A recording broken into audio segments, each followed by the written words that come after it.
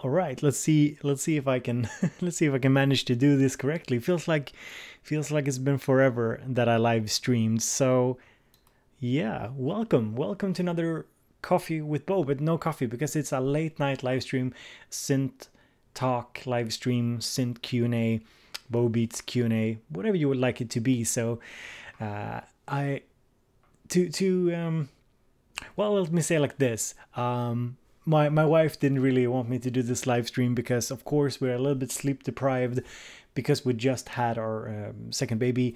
I know I talked about it in a couple of videos, so you're probably tired of hearing it. But yeah, that's what up. And I really just wanted to do a live stream, kind of connect with everybody.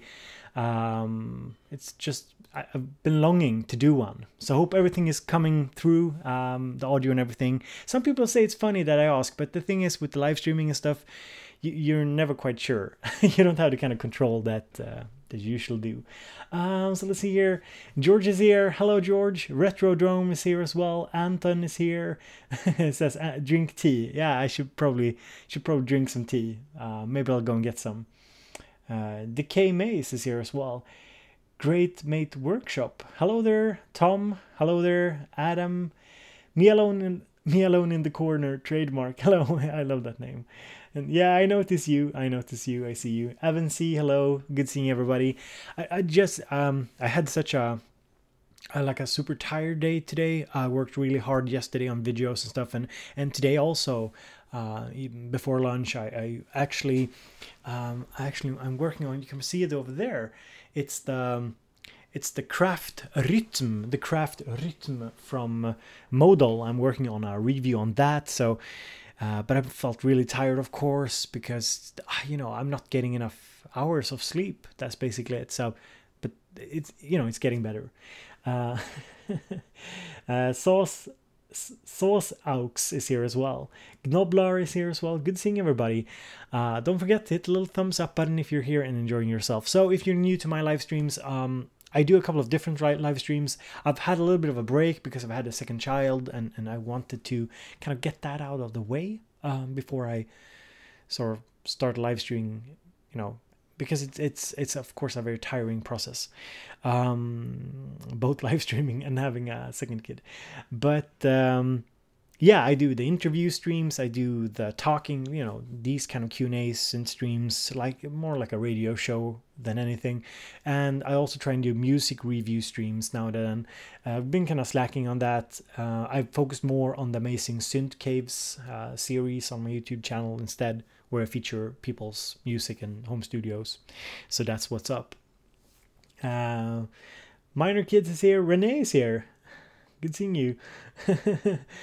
Dude's a rabbit. Andrew Brooks is here. Thank you, Andrew. Thank you. Me Alone in the Corner says, I just got the PO12. Well, guys, let me show you. So this just came into the studio the other day. I've actually, funny enough, Teenage Engineering. I love the people there. They very funnily said during NAMM, like, we'll be sending you these ASAP. They came the other day, but it's okay. I've been super busy, so probably I haven't even unpacked them yet. But I'm dying to try them out. The KO, the Pocket Operator KO, the PO33, and the Pocket Operator PO35. The PO35 is the vocoder one, and the KO is the more sample oriented. Both samples, but this vocoder, this is the sampler. So that's coming up on the channel a little bit later. You can do it with your kids on the POs. Yeah, actually, my daughter, she's going to be featured in the Craft Rhythm video. Because on the Craft Rhythm video, and probably even I got the Craft Synth as well. Let me grab the boxes here. So I have the Craft Rhythm, lovely little packaging, like really pretty cool. Of course, it's not in there, but I haven't built. So the Craft Rhythm came, and I'm going to. The Rhythm is definitely a review that's coming. The Craft Synth is a little bit older product. I'm not, so it's not a priority for me to review it at the moment. But I'm probably building it together with my daughter. So I'm probably sitting down with her and building it. I think her skills is about at my level because I'm not very handy. So yeah, so that's going to be fun. Will you say rytm again slowly? So rytm in Swedish, rhythm in rhythm in English, I guess. Matthew Torres says Salut Bo Bisous from Paris. Okay, I don't know what Bisous is. Is that beats in French? August asks, does the craft synths need soldering? No, just God no. If they required any soldering, I would be like, no, sending it off to Lakmamno computer instead. Okay, Bisous kisses, nice. Okay, Bisou, kisses. David Stappersma is here, and he asks, what's your favorite synth? My favorite synth at the moment is the Digitone. At the moment, like my current, like the one I just right now love the most is Digitone. But man, overall, Minilogue is still like pretty much my favorite overall at the moment still. Jim Shannon on sounds is here as well. Black is here. Hybo, Afrisynth, South Africa. Okay, DX7 or Moog Sub 37. Oh, Moog Sub 37. I hate the DX7 and the DX100. Matt is here. Good seeing you, Matt. I don't know if you usually lurk, but Matt Greer also has a really nice YouTube channel, much more like music focused than mine. I think mine is more review focused and tutorial focused, but Matt Greer has some really good stuff. Matt is actually featured in one of my most popular videos, my top 3 synthesizers. He plays the Bass Station 2 in the video, and yeah, because I didn't have a Bass Station 2. Now I have. It's there. I think Matt's video on it sold me pretty much. So let's see here. Did I miss anything? Trying to see if I missed to say hello to somebody. Dan Preston is here as well. Good seeing you, Dan. Haven't been seeing that much of you on Facebook. Maybe you're taking a little chill. At least I'm trying to take a little chill on the Facebook. Let's see here. Stellar Engine is here as well. Steve. It's you, right, Stellar? Right? It's you, Steve, if I'm not mistaken. He's the guy who makes the intros. So, oh, we forgot to do the intro. So here's the intro.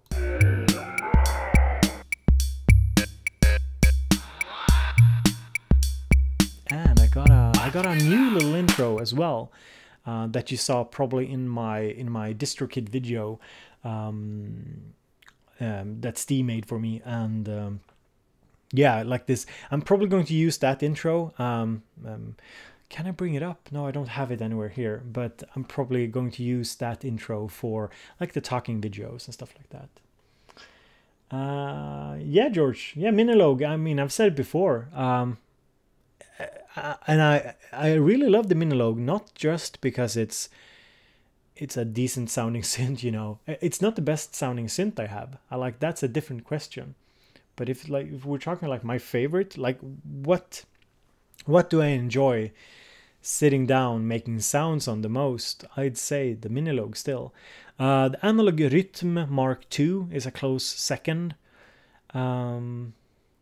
Digitact is not a synth per se, so yeah. Digitact is probably my overall like favorite piece of gear, pretty much. Schatz says, or Schatz says, hello Bo, just wanted to know specifically how you have the Machine Studio and the Korg Minilogue connected. I have both of these instruments. So I don't have the Machine Studio anymore. When I had the Machine Studio, I have the Machine Mark III now, but when I had them, I just, you know, had the Minilogue connected with USB, and you just go to the MIDI channel in Machina, and you select the correct driver for the Minilogue inside of the software for the input and output, and you should be ready to go. I mean, just a bit of trial and error, and then of course the audio output into the sound card, and that should be pretty much it. And if USB audio, or not USB audio, if USB MIDI doesn't work, you should just try and and use a physical cable with the MIDI out ports on the Machina Studio. That's pretty much it. Tony Duncan is here, another patron of mine. Good seeing you, Tony. Tony also does some amazing music. Harry is here as well. Oi, back to you. Let's see here. Does anybody else? Yeah, George. No, my modular setup, is definitely becoming a real thing that I enjoy. I really enjoy the drum machines that I have in it at the moment, the drum stuff. So yeah. Oh, Dan, are you banned? Why are you banned, Dan? I mean, you're obviously not banned from here. Sorry, I'm sorry I'm laughing. It's just you made those funny little foxes, and it looks kind of cats or something look kind of funny. Did you piss somebody off? That's often the case. Sorry, I should laugh. I'm a little bit sleep deprived, guys. So I've slept like 4 hours tonight. So play a tune live. Well, you see, Evan, the thing is, I don't have a setup connected to play anything live when I do the talking streams. But it's something I want to do more for sure. There's many things I want to do, but it's, you know, it's all about finding the focus, finding what I enjoy doing the most. Let's see here. The chat is going quick.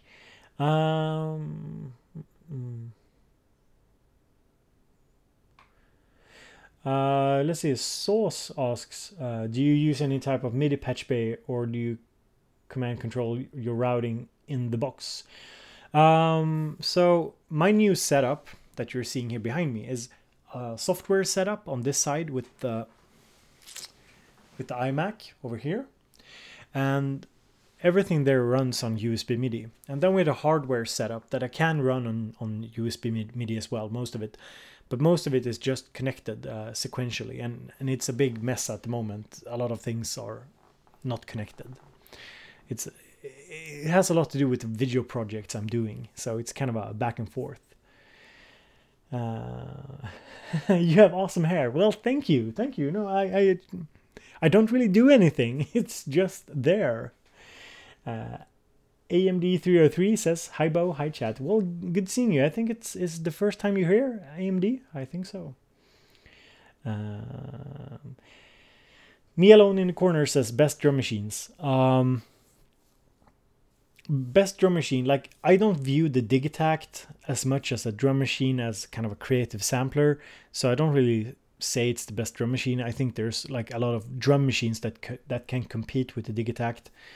But I think the Analog Rhythm Mark II is a amazing drum machine. Now, it's not the most hands-on. Like, if you want really hands-on stuff, Drum Brute and TR8S and TR8 and even like the boutiques are probably really good. I wouldn't say like the best, but they're really good hands-on.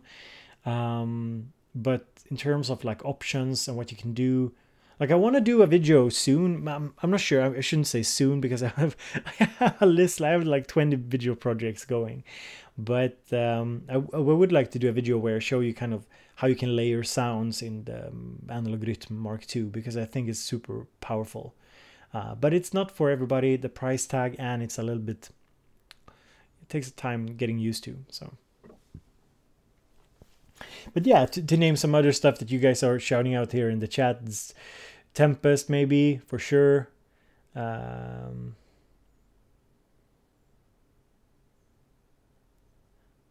Decay Maze, I don't know what that is. Make save of life. I'm not sure what that is.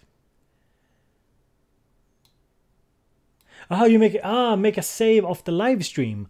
Oh, you mean, yeah, maybe I'll put it up on the channel. The live streams always go up to my patrons over on patreon.com/bowbeats. Shameless self-plug, but yeah.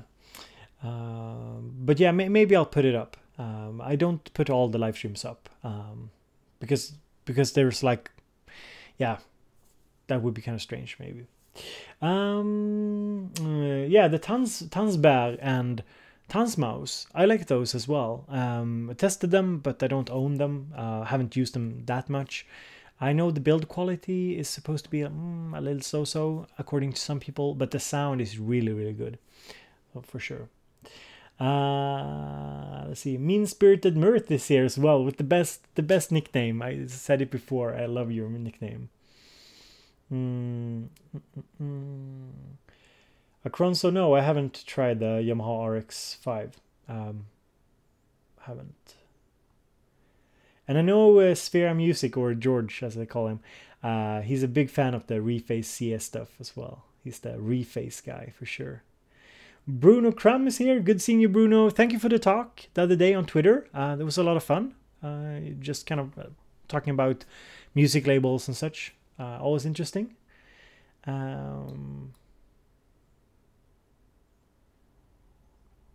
Tyson Nolan, good seeing you.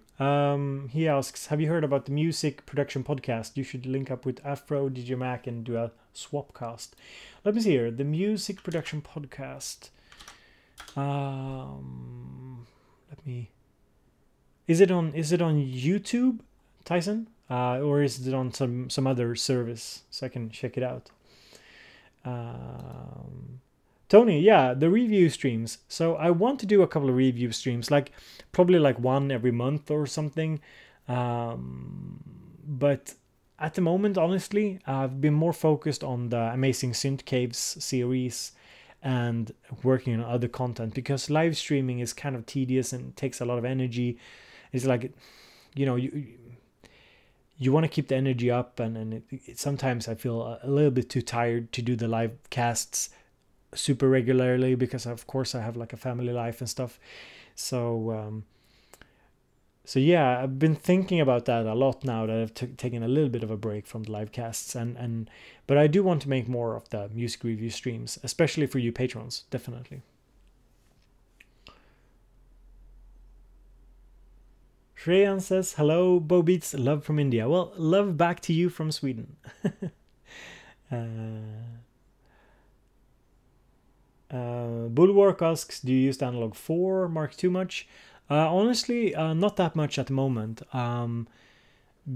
Well, I have a lot of gear here in for review and stuff, and stuff that I'm supposed to check out and whatnot. So that always gets like the kind of my main attention, if you will, because those are the videos that most people want to see, and that I also feel like I'm often very motivated to check stuff out. The Analog 4 Mark II is like a synth I really enjoy working with, but I guess like when I sit down with Electron stuff, the Digitact and Analog Rytm always get more love, for sure. So yeah. Okay, Tyson, so it's on Stitcher. All right. Yeah, I did a little Google here, so. Let's see here. And if you got a question and I didn't get to it, you can just, drop it in the chat and I'll try and answer it again. Sometimes I miss stuff.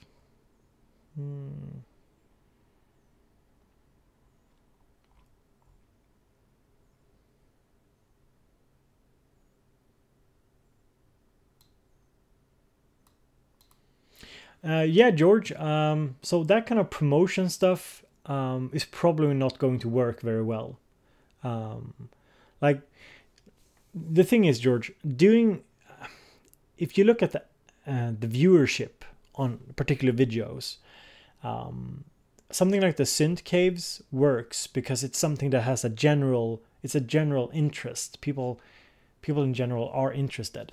The music review streams work a little bit because it's live and it's fun and entertaining to kind of, you know, see what people have come up with for every stream. But doing like pure music promotion on YouTube, that is probably not something I will do that frequently, because it's not a video format that a lot of people will enjoy.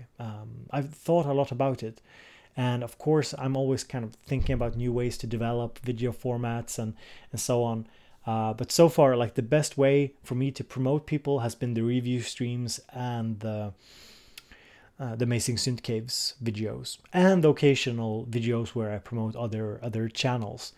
But I kind of get it, because like doing like a music promotion video, it's hard.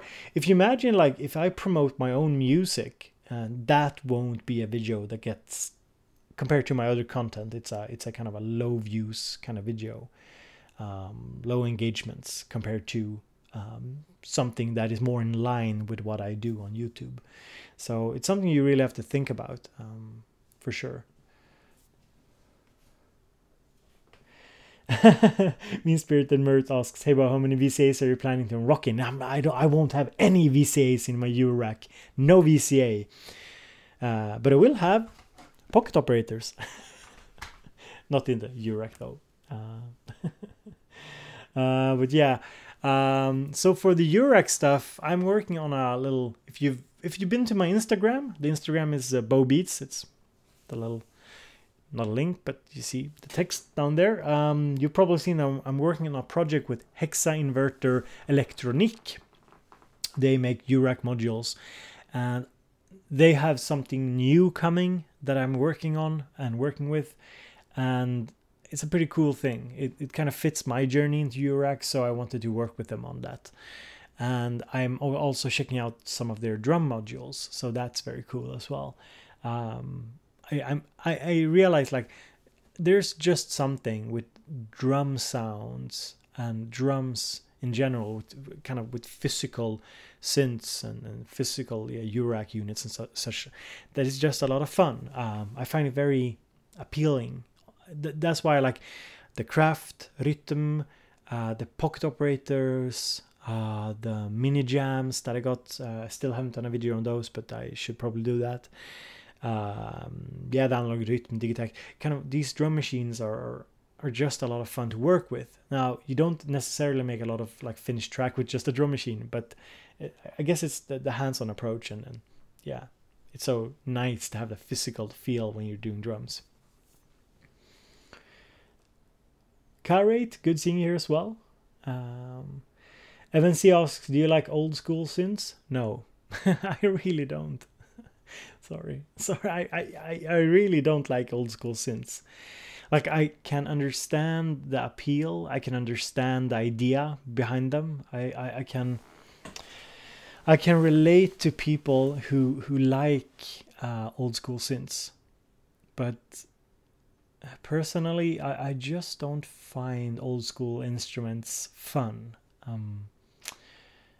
The novelty of an old school instrument has kind of worn off. You've seen it so many times, and of course you can still do amazing things with it, like a SH-101 or something, or Juno, but it's just, I don't know, doesn't tickle me, in that particular way.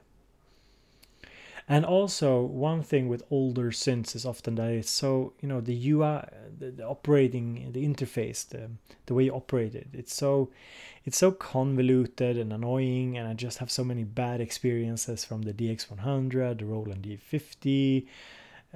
I loved my Yamaha RM1X, but I mean, it was kind of a headache to work with sometimes.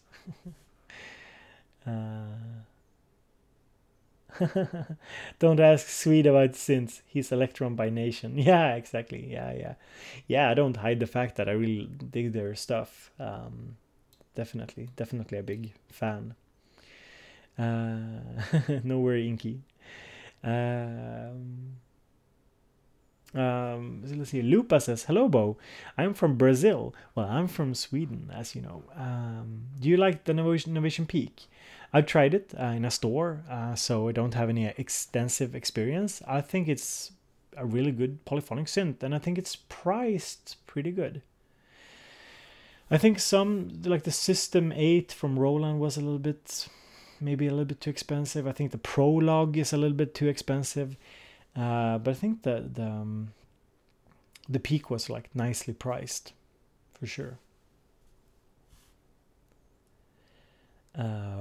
Robert asks, how old is old school? What is the oldest synth you have or would want to have? Like the oldest synth I would want to have? Okay, so I'd like an Alesis Andromeda. An Alesis Andromeda would be really cool. That's not super old. The oldest synth I have now, I don't have any old synths. Like the Base Station 2 is probably my oldest, I guess, or Sub 37. I don't know which came first. Or is it one of the Electrons? No, I'm not sure. But I've owned like the DX100, the D50, yeah, stuff like that. Thank you, Lupa. Thank you. Jim says the Roland TR8S looks interesting. Yeah, so it does seem like I finally got in contact with Roland, and I might be doing some kind of video on the Roland TR8S. I did my little comparison. I didn't really like butcher the TR8S or something. I just wanted to. I did the comparison with the Digitact because I thought it was interesting the way people compared the Digitact to the TR8S. There was like a ton of people online who did it. So I in the video I was more into talking about the fact that these are like apples and oranges, very different devices. But I've always been kind of intrigued by the TR8. So I'm looking forward to the possibility to work a little bit on the TR8S and see what it's about. Because like the drum brute, for example, is something I enjoy immensely because it's so hands-on. So I don't use it that much at the moment. I have a track coming out soon where I used it a lot, but yeah, I still dig like the maybe the sound of it is a little bit sometimes hard to fit in everything, and I can't use it for everything. But I love the hands-on approach for sure.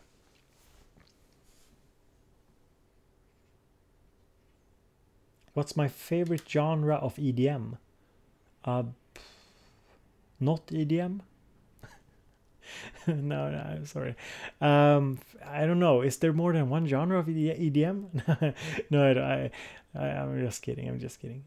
I don't really know what to answer.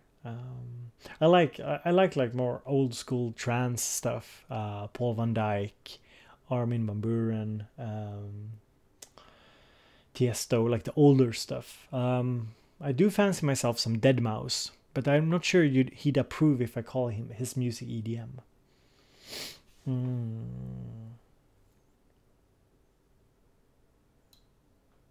Yeah, Matt, I think maybe Machine Drum and TR8S might be similar, but still, the feeling I get like with the TR8S is that it does have a kind of a, you can do a lot of stuff on it, but it's more a sample player, and you don't really have that kind of sound shaping possibilities. That's my bias or my thoughts, like my preconceived notion, and what I want to test if I get my hands on the TR8S, I want to test to see, can I take like samples and break them down and build something up more granularly, can't say that word, rather than just using like okay, here's a loop, or here's a chord pad, like bum, and I just use it. Rather, I like take a small sample and build a sound from it. Can I do that? That would be very interesting.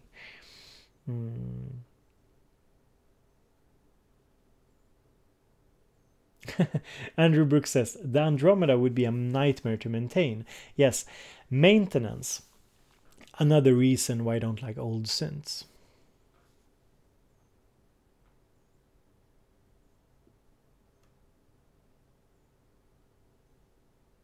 Just scrolling up here. Let's see if I missed something. Evan C says, who is your favorite YouTuber? Oh, that's Linus from Linus Tech Tips. I love Linus. He's brilliant. I think he's I wish I would say some more credible, cool YouTuber like I don't know. I can't come up with anybody. Um, I watch a couple of different YouTubers from different fields, and but Linus is like one of those YouTubers that I deeply respect. MKBHD is also one, a tech YouTuber that I really enjoy. Don't watch all of his videos because I'm not that into smartphones, but I think he's super professional. Peter McKinnon, of course, but that's sort of a staple for most people nowadays. PewDiePie, no, not maybe not PewDiePie. I mean, if he's your thing, Renee, if you want to go and watch PewDiePie, he's a Swede, so no shadow on you, but yeah, probably not.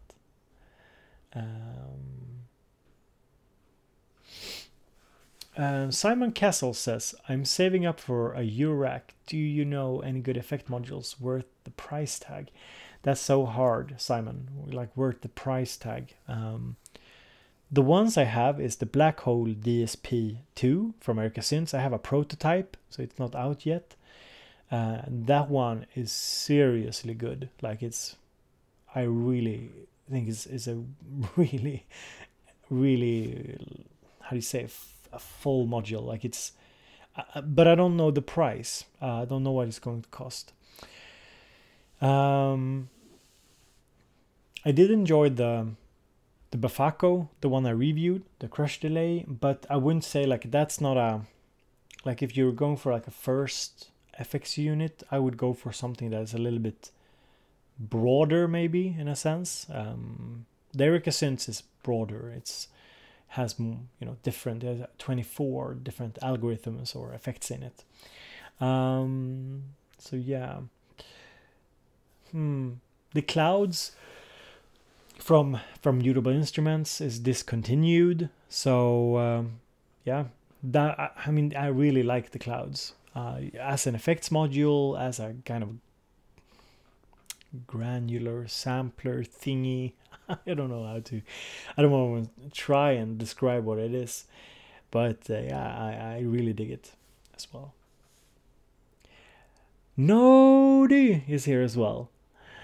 I still remember Nodi is in the chat. He says, hey Bo, hello chat. I've yet to be bitten by the Uruk bug, but I imagine it will happen eventually. So much depth. Oh, debt. Debt as well. So much depth and debt. Both. But yeah.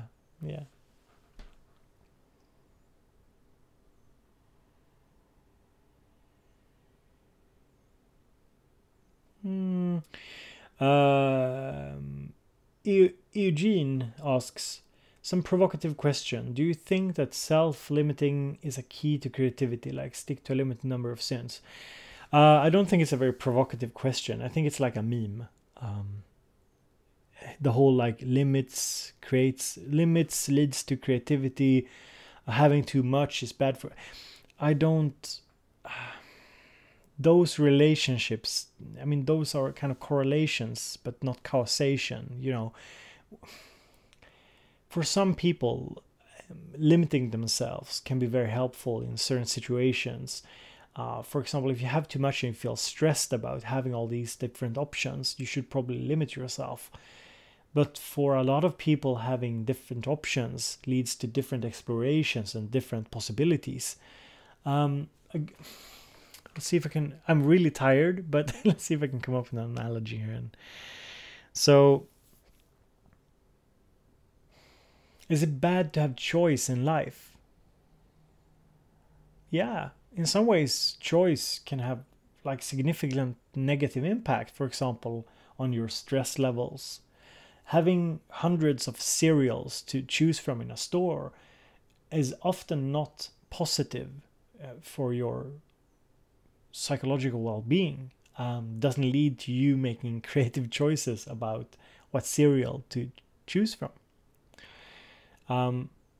But that said, that's just a quantitative thing. We say, oh, like there's too many cereals.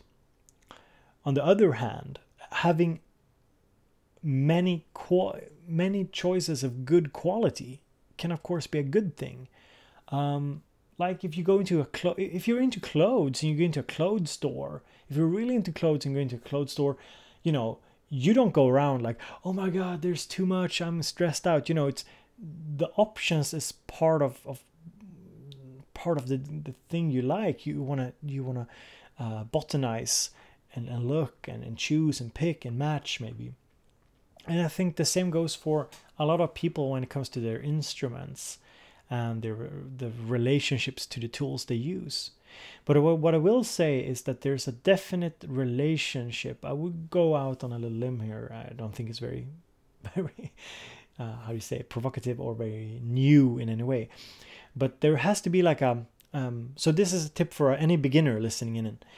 There has to be a relationship between your skill level and the number of tools you have at your disposal. And the tools you have also have to correspond in some way to your skill level. Now, I could probably, if I'm less tired, I could probably break this down even further.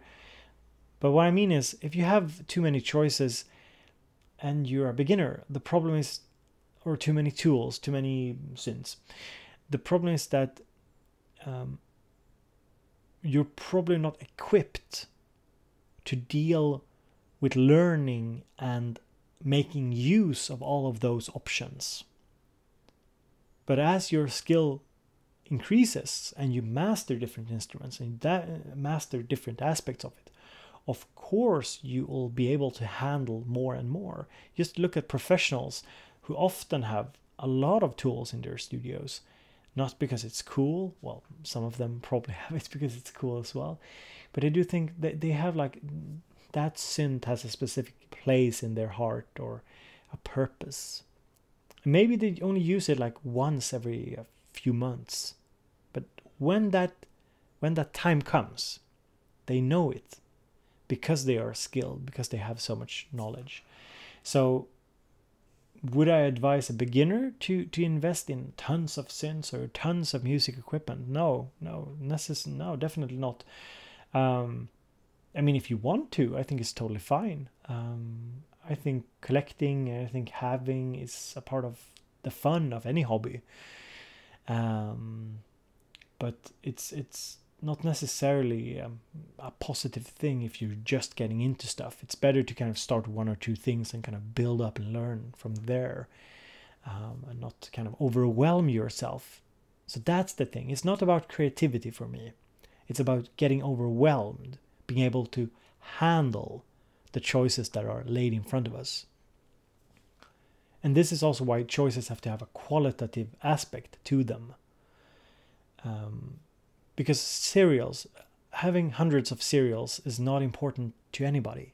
It doesn't serve a function in anybody's life unless you're a serial nut who only eats cereals or something. I don't know even if then it's a meaningful number of choices. Like the number of choices doesn't mean anything, doesn't lead to anything. But having a number of choices when it comes to clothes or comes to, you know, musical expressions or creative expressions and so on, I think that has inherent meaning to people. So this was my little psychological rant, but it's a question I'm thinking a lot about. Of course, I think it's a very interesting, but it's much bigger than the creativity thing. I think that you can be creative and have few things. I think that some people can get more creative when they get new stuff, and some people love to have a big setup for creativity reasons. I think it's very different depending on where you are. So yeah, so I got a little into it, but it's a topic that I thought a lot about. I'm not sure if I convey my points very accurately in this live format. I do teach kind of topics similar to this, but it's in Swedish and it's not when I slept 4 hours.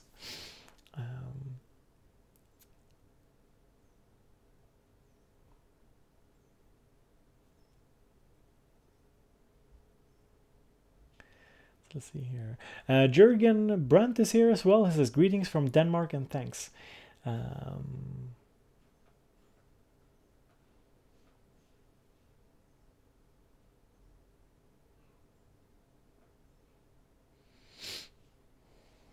Andrew Brooks says, I set myself limitations deliberately sometimes. For example, tomorrow I plan to do a track with just the Volcas, trigger them from Beats Pro, just to see what I can make them do. Yeah, that's like that's a good like creativity advice. Like not to think too much about, you know, buying, do I have too much, do I have too little, whatever. But instead like putting your mind to something and say, okay, I'm going to use this, this and this and try and create something, and I will. And that doesn't really have to do with the choices itself. It has to do with you set a goal, you make a commitment. Oh, and if you're hearing something in the background, my little son is up and he's crying a little bit, but he's not alone, obviously. But it has to do a lot with setting a goal and committing to it. Then whether you just have 2 things or 5 things or 10 things isn't necessarily the big point. Even though I think there's a learning point to it as well, like you allude to. You sort of, when you sit down with just a few things, of course, it's easier to get into kind of a deep learning. Evan C says, what's my favorite expensive synth? Expensive synth? Yeah, Analog Rytm Mark II would probably be my favorite expensive synth.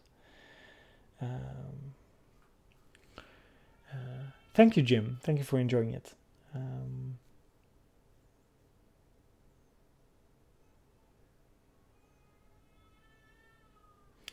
August says, I guess it's about balancing really knowing the tools you own deeply versus having the whole world of tools that you don't even scratch the surface of.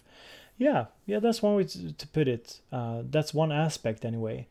Of course, like, yeah, I mean, if you don't put in the hours learning something, but of course, I mean, a lot of people that own equipment, music equipment, they don't necessarily, I mean, learning how to use something deeply can vary also. It's very different from person to person. I mean, how deeply do you learn a guitar? I mean, you learn how to play it, but you form a bond to it in a certain way, I guess.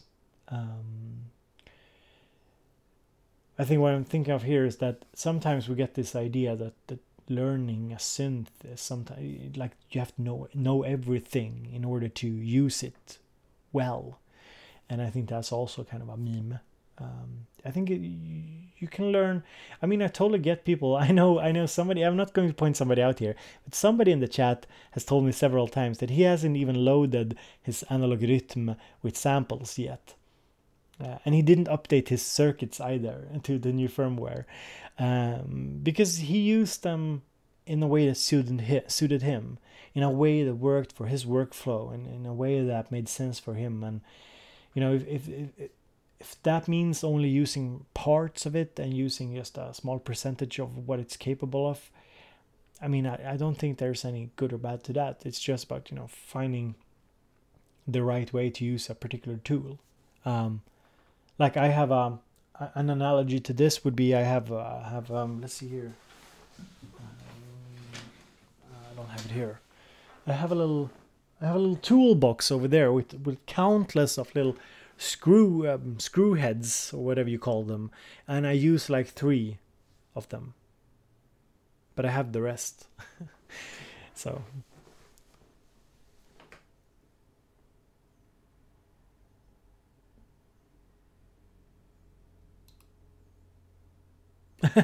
yeah, I should check out the Buchla. Yeah, I'm waiting on Mark Doty. He's probably doing some videos on it as well, the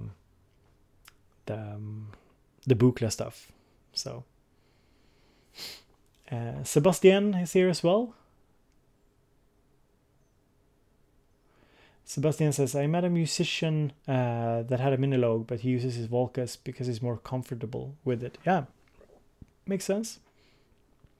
Studio Geek 32 is here. Hello, Studio Geek.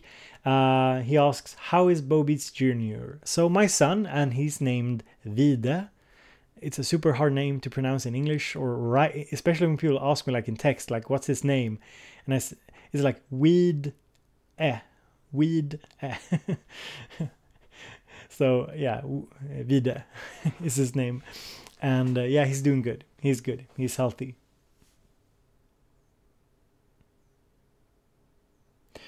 Ah, nice, Studio Geek. You're doing a XP30 review? Nice. Decay Maze says, Bo, can you please say something about house music? Um, it's good. I don't know. I don't make much house. I did a bit of some house demos in my latest Digitact video that I posted with some cute images of my son. But I'm not that big into house. But I like down tempo house stuff. That's very nice. Deep house is nice as well.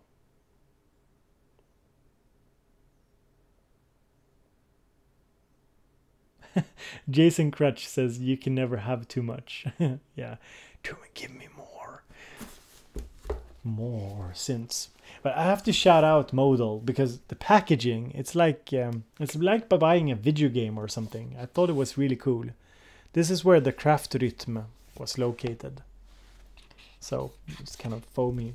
It's very nice. It was kind of different. I know it's just a box, but kind of a different packaging experience. Wilderness Music is here as well. Hello from North California. Well, hello back to you from Sweden.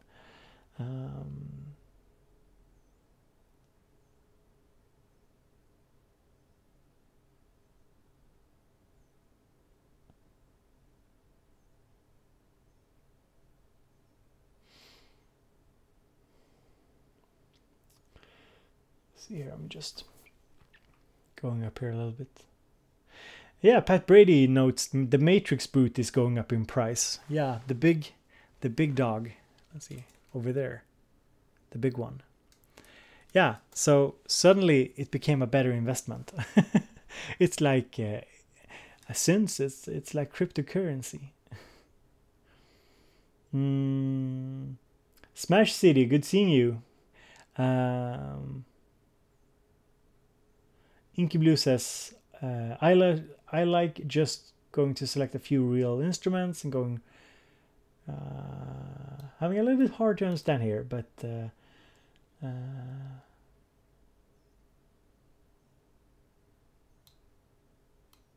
yeah, definitely you need a couple of different instruments.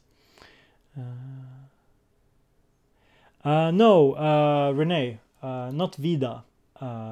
Wait, what happened with my my chat? My chat disappeared. Let's see here. This is odd, very odd. Can't write it out. It's VIDE. So Victor, Indian, David, Eric. I can't type in the chat for some reason.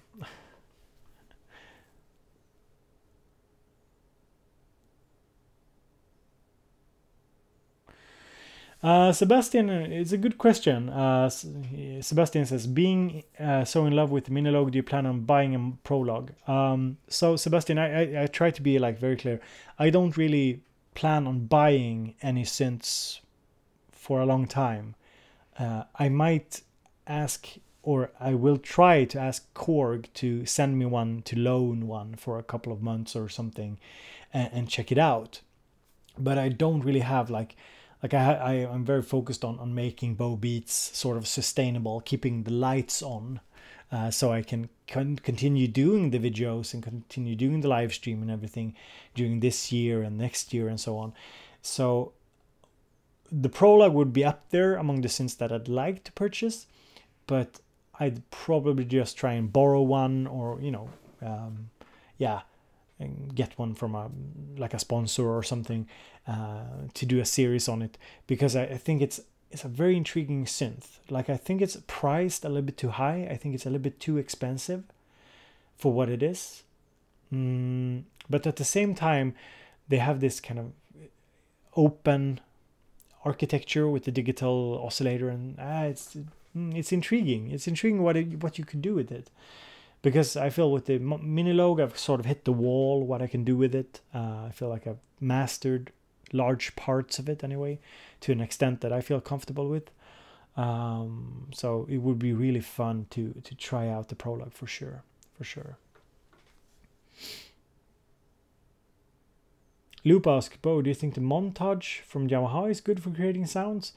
I have a friend, Jim. He uses the montage, and he seems really happy with it. Not sure how good it is. Like, I normally don't advise people to get those kind of workstation synths.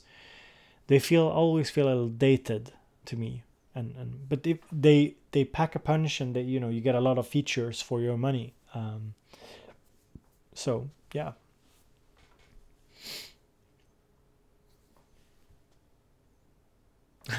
Andrew Brooks says, Bo, if you borrow a Prologue, you'll end up buying one. Well, at least if I get a good discount, maybe. I don't know.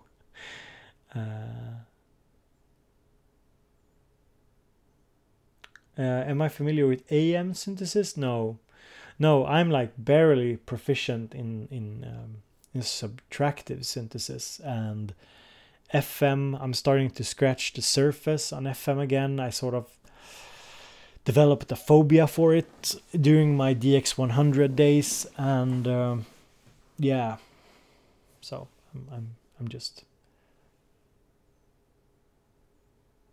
definitely.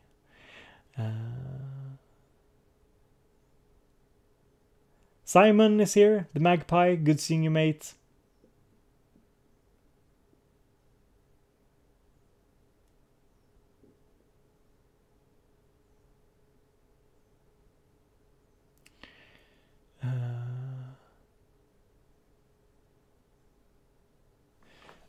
Airborne asks, where's the best place to get samples and stuff? I'm not sure.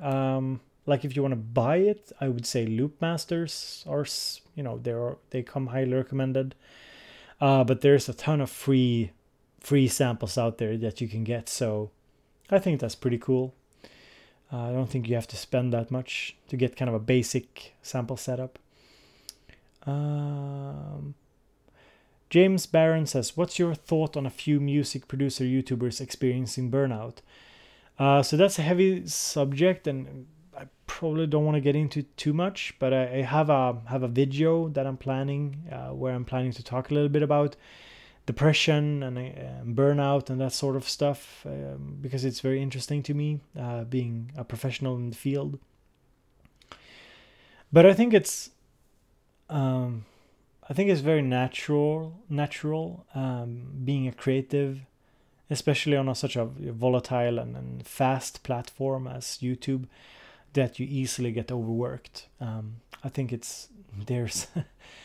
there's no safeguards, and you're so alone in the process, and you're so dependent on the platform and everything. So I think there's good reason why people easily get burned out. I also think it has to do with passion. People on YouTube like myself, we are passionate. I'm sitting here, I slept 4 hours, I'm talking to you guys. I don't really have anything, to say, rather than just to want to communicate and answer some questions and talk about stuff that I enjoy.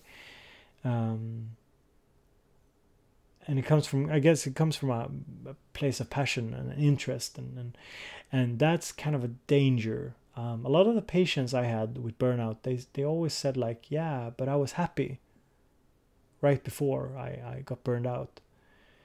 And that's the danger. Stress levels don't care if you're happy. If you're stressed all the time, you'll eventually burn out, regardless of how happy you are. That's my experience, and I do think the research supports it. So yeah.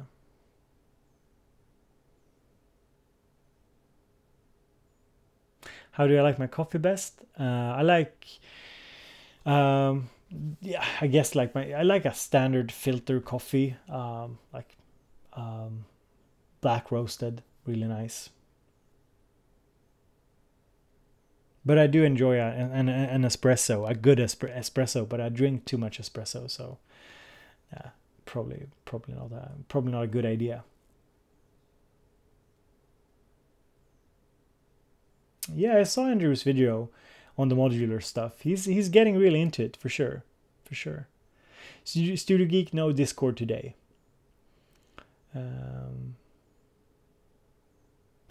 Simon says all the great artists are miserable. Yeah, I think there's some truth to that as well. That like a lot of people in the creative field, I think it's, you know, when you put your emotions out there in one way or another, you'll it's hard not to get hurt in some way. I think it's comes with the territory.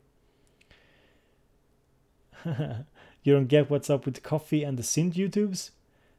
It's not just the synth YouTubes, Simon. Coffee is like a. Haven't you seen Peter McKinnon? Like, oh man, and people, you know, people have. It's a big thing with coffee. It's like a, man, it's like a trend on YouTube. At least I don't go and buy like those expensive coffee machines. I have my working man's coffee brewer. I drink my filtered coffee, and people give me shit for not drinking the fine espressos. I love a fine espresso, but I don't make it myself. I don't want to get caffeine overdosed. But yeah, well, I have a good coffee brewer, but I try and use my working man's coffee.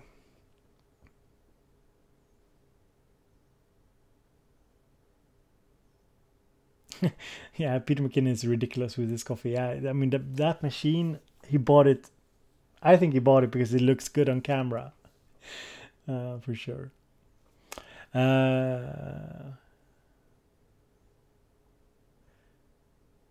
Project Null, good seeing you, man.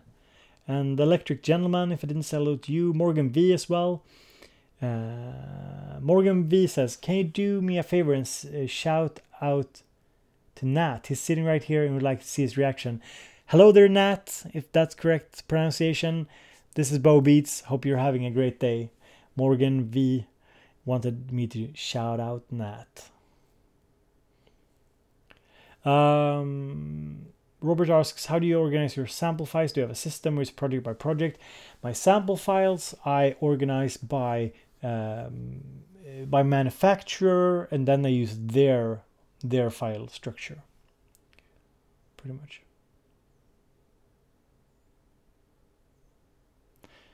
Hello, my name is James. How are you? Oh, yeah. Hello, James. I'm fine, thank you. Thank you for asking.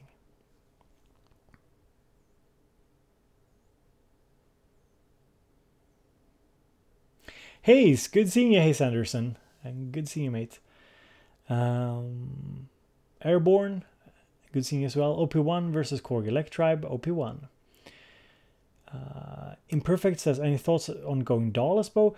I have kind of a DAWless setup over there. That's my hardware setup. It's not a religion or anything. It's just, I like the Electron sequencers. It's basically like having a DAW in the boxes with like a ton of tracks with all my stuff. So yeah.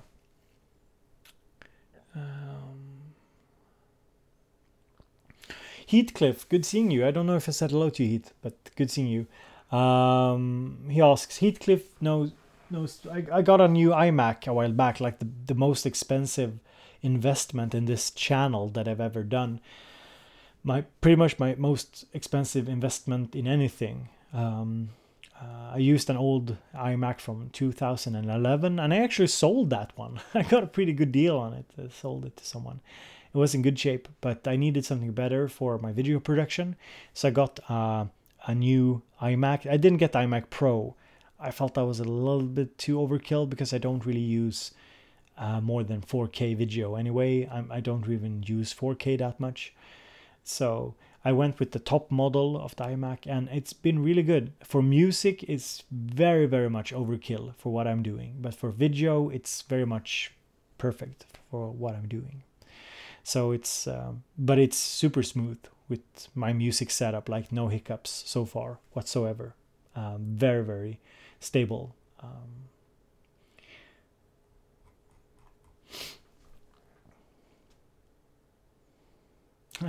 Inky Blue says, iMac, how many synths could you buy? I'm glad I'm not buying synths anymore. Jellicon asks, do you label your cables? Jellicon, I got a video on this. The video is called something like 9 tips on how to organize the studio, and I have it on the channel. It's a pretty recent video. I did it, I don't know if it did this year or last year, late last year maybe. But I kind of go over what I do with my cables there, I think. Simon, the iMac is the 4.2 gigahertz i7 processor, the 1 terabyte SSD, the biggest graphics card. Yeah, I don't know what it is. I can't remember the specs. It's pretty much, if you balls to the walls, if you max everything on Apple Store. And damn, am I really saying this to you guys? I still feel a little bit bad about buying it, but it's been a super good investment for me. Been a real treat to having a really good workhorse computer again. Definitely worth the money for me, but I don't really advise people to go for expensive iMacs. I think PCs in general are a better investment. Yeah, it's going up to 4.5 gigahertz, Simon, if it boosts, but I don't know if you can overclock it.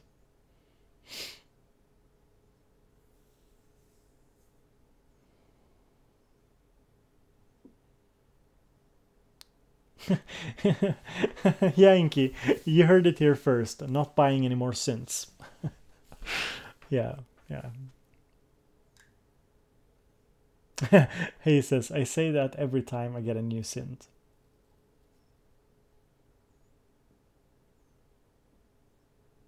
Yeah, Renee, like a Hackintosh, that's a good thing here. I don't really want to deal with it though. Spilt Jack says, I feel trapped by Apple. I need to upgrade my 2011 MacBook Pro, but I'm so angry. They've soldered everything on the new ones and increased the price for some reason. Yeah, I felt like the iMacs were the only good deal. I had a MacBook Pro, or I have a MacBook Pro from my university where I work. It's the 13-inch model, but I'm not really happy with it. And of course I couldn't use it for like my work here. So super expensive, and I just didn't feel like it didn't hold up. I mean, the keyboard's starting to glitch after a while, and yeah, I don't know. I'm not a big fan. The iMacs are good in the sense that you get this entire package, and they are quite powerful for the money. Of course, a PC will always be cheaper if we talk like performance. But I'm a Final Cut Pro guy, and I don't want a Hackintosh, so not many options. Imperfect says he's using a Mac Mini. That's cool. The K-Maze asks Superboot ? No, I'm not going to Superboot because I just had a kid. So I was invited to Music Messe this year by a company, and I'm planning on trying. So what I want to do is I want to find a sponsor for like going on a trip. So if you're with a big company, hit me up. But seriously, I will try and find like a company sponsor or something so I can go on these events, because I think it would be a lot of fun going there, meeting people and so on. But of course it's like a very big expense going. It'll mess up my work and release schedule and whatnot. So yeah, I have to plan it in advance. Maybe a little tiny chance that I go to Synth Fest in the UK this autumn in October, but it's a very slim chance.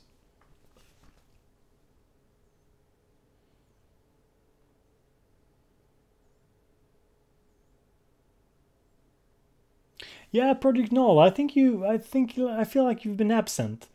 You say good to see that you're into modular. How can you afford module? Is your Patreon allow you to pay those, or are you sponsored? So I don't use the term sponsored. Sponsored sponsored have different meanings in different countries. But okay, yeah, you could say so. For a lot of the rig, I have gotten review units from companies to check out with no strings attached. So that's why it's not. You don't really call it sponsored then. It's like a newspaper receives stuff to review. But yeah, you could say sponsored. That's okay. So that's the main aim. I sort of said this when I started my Eurorack, that I didn't want the Eurorack to become a thing where I invest a ton of money, because Eurorack is not the main focus on my channel. I just wanted to do it like a side thing because it's fun and it's something where I can grow and learn. It's a lot of a learning experience and kind of translating it into fun videos and showcasing stuff. So I set, I think I said it also in the first video, I kind of set this rule to myself, like I won't go and buy a ton of modules. I'll try and find like good companies with good quality products that I want to showcase and use, and see if they can sponsor, if you will, or send over review copies. So at the moment, I've been working a little bit with Bafaco, checked some of their stuff out. I'll do a project soon with Hexa Inverter. I kind of teased it on Instagram, where I'll be checking out their some new stuff from them and their drum modules. So yeah, that's sort of the idea, to kind of to check some stuff out. And yeah, Erica Synths sent over the Black Hole DSP, so I could check it out. The DSP2. It's a prototype, but yeah, so far it's looking like I bought the clouds. I couldn't hold myself. I bought the clouds used because I really wanted the clouds. So yeah, that's pretty much it. Yeah, Andrew Brooks. Yeah, Synthfest in Sheffield. I think that's the one I've been thinking about for sure.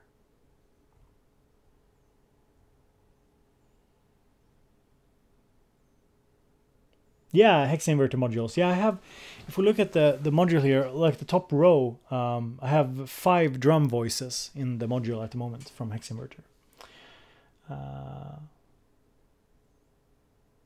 Yeah, Eugene, I think Befaco, I think they have, I think most Eurorack companies are very nice in the way they do business and stuff, for sure.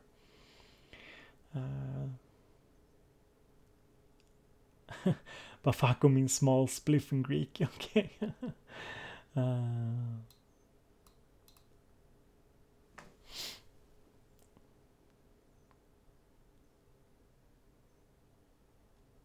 Evan C, goodbye. Hope to see you later.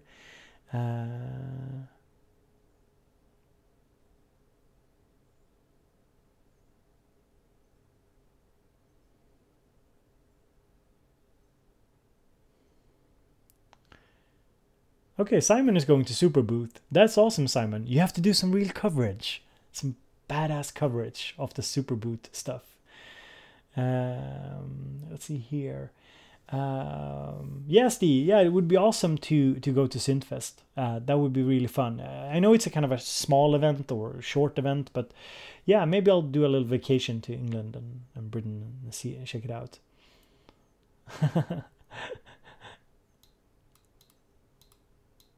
Yeah, Simon, we all know about your video. Decay, good seeing you, mate. I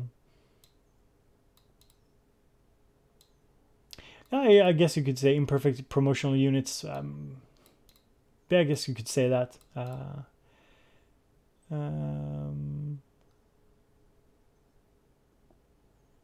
see here. I'm getting a little bit tired.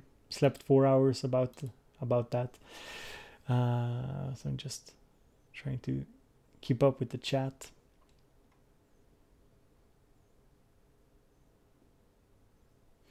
The Electric Gentleman says, have you been enjoying your setup as a whole? I was thinking about starting a modular based around my O-Coast. So my Eurorack, I think it's been a very pleasant experience so far. It's been a lot of fun. My setup is not geared towards like being an all-contained system where I can like make music with only my Eurorack. I'm building it more around using an external sequencer and maybe a bit more like an effects rig and a drum rig at the moment. But it's been a lot of fun.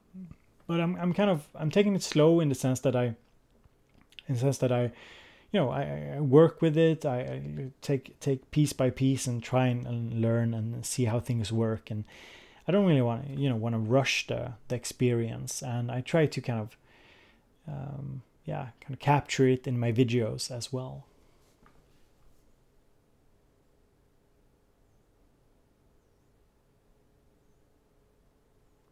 JT Hunter, good seeing you, mate.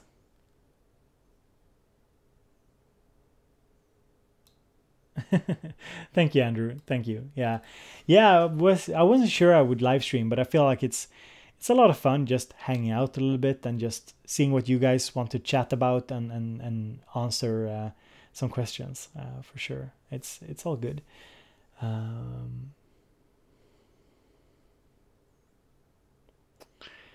Jellicon asks, when do you think modular will run out of steam? Ah, man, I don't know.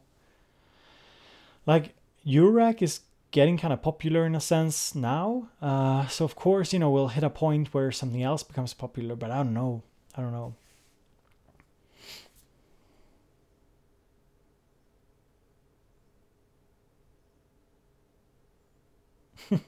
Simon says, sleep deprivation equals creative gold. Yeah, Simon. I'm gonna close down the stream now and make a response video to your video and get the shit show started. No, I'm just kidding. I'm not jumping on that train for sure. I got your message. It's cool. But it would be fun. I could toy with the idea.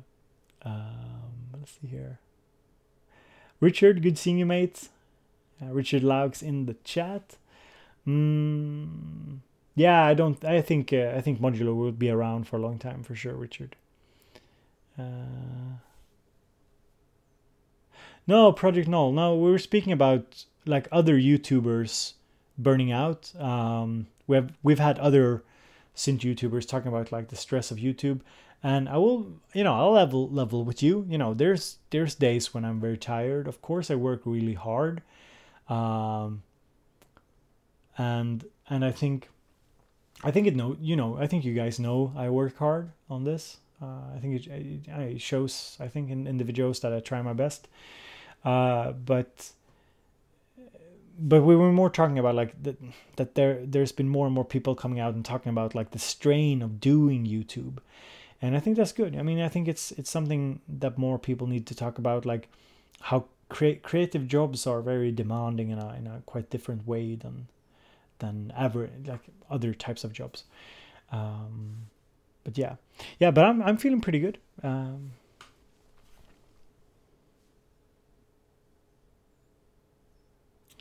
Let's see here. Yeah, Imperfect says modular is trendy at the moment, but it's been around since the 70s. Yeah, for sure. I mean, modular in some fashion will of course be here.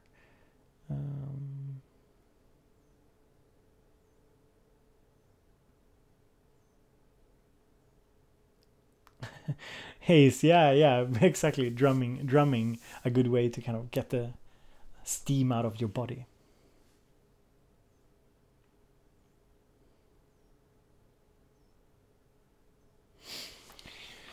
Spilt asks, do you see yourself slowly moving towards a DAWless setup, or are the endless options, conveniences of a PC too tempting to leave? I will always use a PC or a computer to make music in some sense, but I might move over. I've already moved over to doing a lot on my DAWless setup because I think it's a lot of fun. But if I'm, for example, I'm working on a commercial project at the moment, something very unrelated to my channel, and most of it is done on the computer. So, I mean, it's because it's convenient, instant recall, and I don't really feel like the sort of personal touch that I get with my hardware stuff that I feel like sometimes lacking with my software. I don't really need it for that kind of commercial project.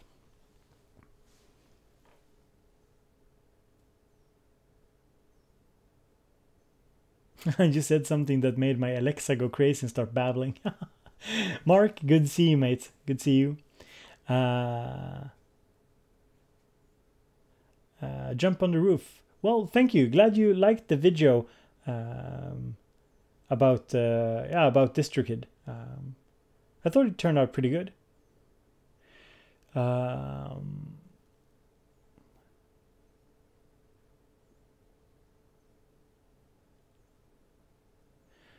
Jellicon says, it's not that I dislike modular.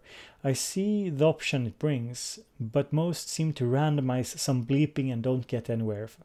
Yeah, I think it's like modular to a lot of people is not necessarily about music. I think we have to acknowledge that. It's like with any hobby. People don't go into it necessarily just to be artists or be to do something artsy, or to maybe it has to do sound exploration, maybe it has to do with an interest in figuring out the technology. I mean, there's a ton of different ways you can enjoy stuff. So I kind of get that not all who are into modular or into synths for that matter make a lot of good music. I think it's pretty natural. I mean, I have a ton of friends, just an analogy here. I have a ton of friends who play guitar and they can play somewhat decently, but I mean, they never do anything with it. Like, they never take it anywhere. Like, they just, and maybe they have a big guitar collection or something. And you could say, like, what's the point? But yeah, what's the point of collecting stamps? And I've never collected stamps, but I have a penny collection, like some coin collection. It doesn't bring much. It's not very meaningful in any practical sense. Mean-spirited Mert says, "Lols, I was just looking at randomizers." Yeah. I was looking at the mutable instruments marble today.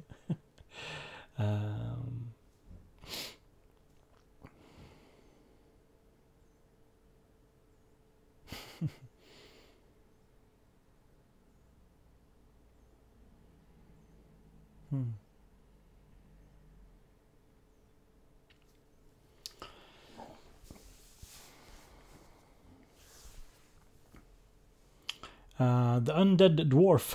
The undead dwarf.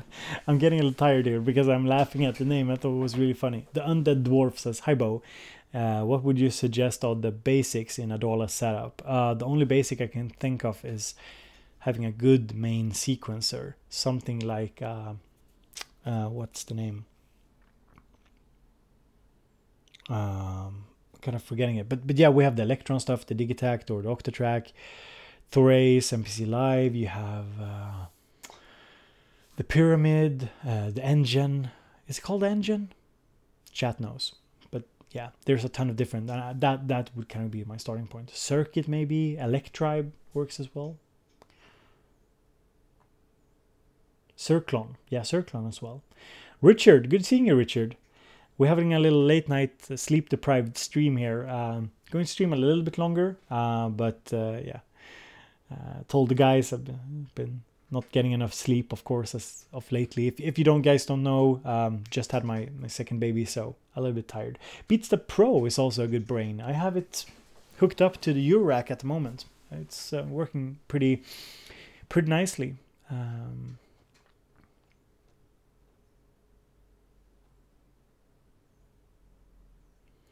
Oh, Bo Jr. or Vide, as his name is. Very hard to say in English. Maybe Richard, give it a try. How would you spell out Vide in English? Like Vide. How would you spell it in English so people know how to pronounce it?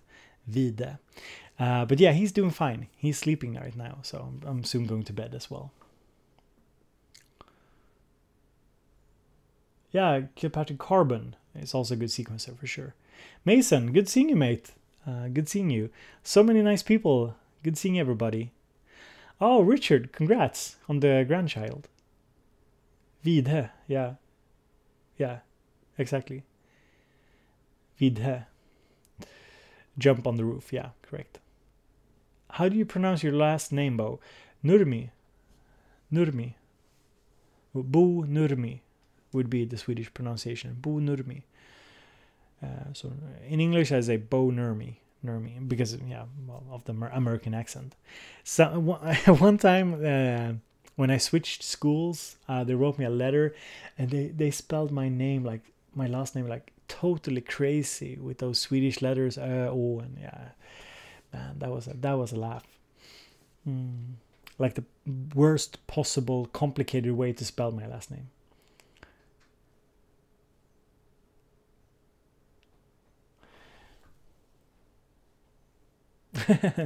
Yeah, Swedish is pretty cool. American is pretty, or English is pretty badass as well. Um, Everything sounds cool in English, and everything sounds corny in Swedish when you say it. Like you can't really do good action movies in Swedish, because Swedish, if you're trying to sound like a badass in Swedish, you just come off sounding like, I don't know, twat or something. You don't sound that cool. Richard had the BS Pro driving the Neutron the other day. The Neutron, Richard. The secret, the little Neutron.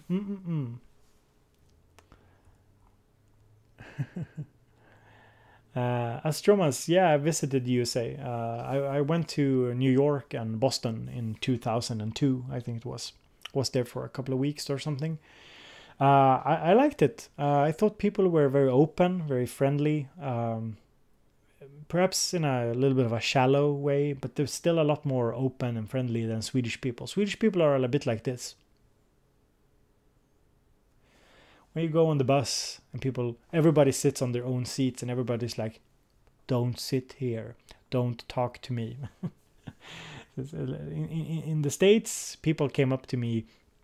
I had a hippie pants, funny, colorful pants, and they came up to me and they said, "Man, that's some awesome pants, dude." And yeah, I remember it was so fun. Like that was crazy to me. Like that would never happen in Sweden.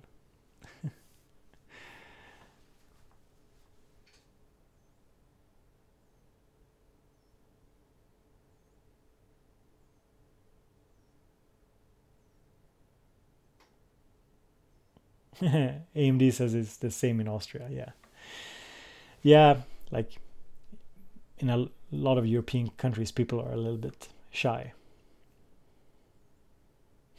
So yeah, I mean, there might be some new people here. I don't know. If you're here and you haven't hit the thumbs up button, now is a good time to do it.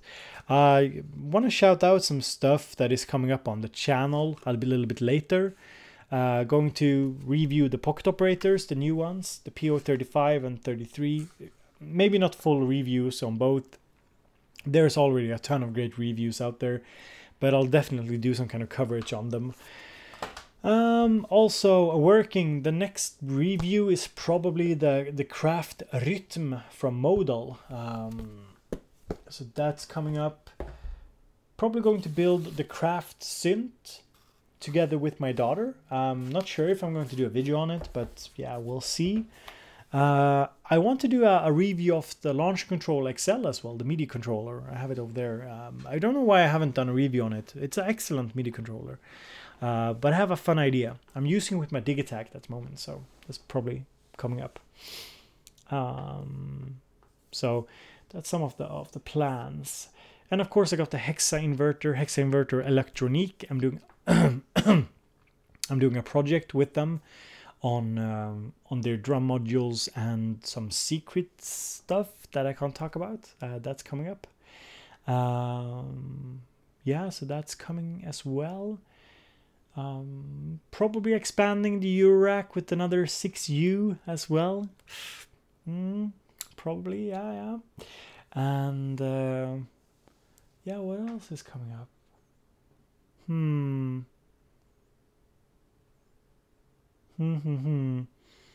Thinking, what else do you have in the works? Yeah, probably doing something on the spring reverb for the Eurorack as well. There's an actual spring in the reverb. That's so cool. It's like in a spring tank. Yeah, you can see it on the outside of the Eurorack, like the side thing, the steel side thing. That's the spring tank with the spring for the spring reverb. I just thought it was so cool. So definitely. I hope that I'll be doing something on the TR8S and the OPZ as well. But you never know. Like I told you, like Teenage Engineering said they would send these over during NAMM, and they came now, so they're busy. I don't know.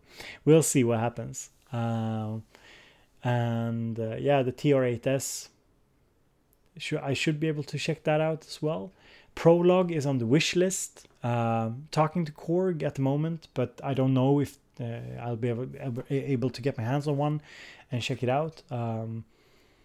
So we'll see what happens there. I don't have an OP set, no.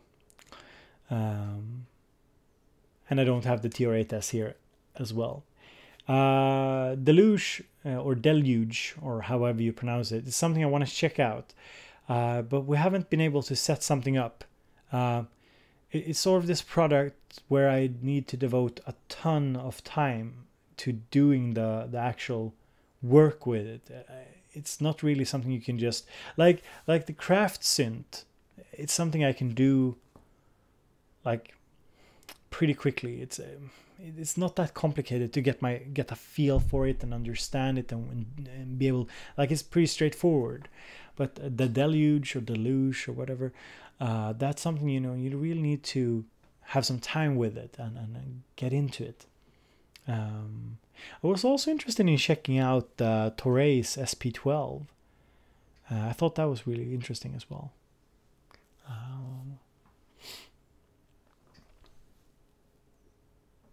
Max says, what DAW is most convenient for you? Cubase and Machina. I think the Machina DAW is the most convenient for me.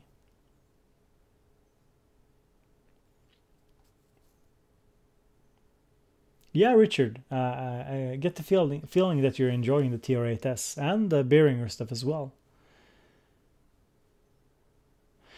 Yeah, project null. Yeah, I got a lot of different projects for the channel going.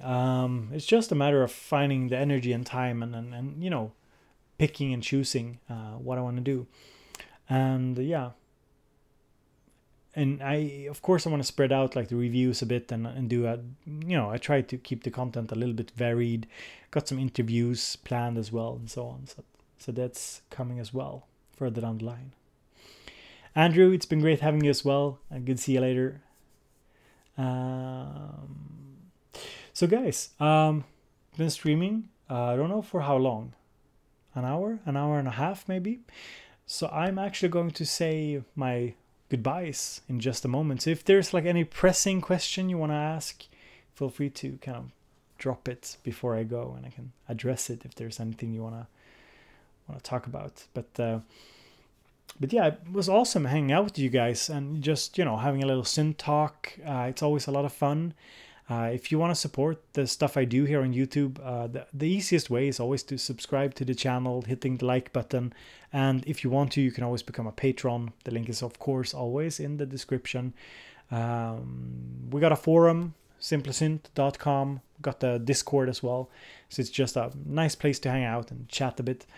And yeah, I'm always kind of amazed at the support I've been getting for this year and the last year. So it's been real cool. Hoping to keep the pace up, even though I got a little kid here now, a second kid.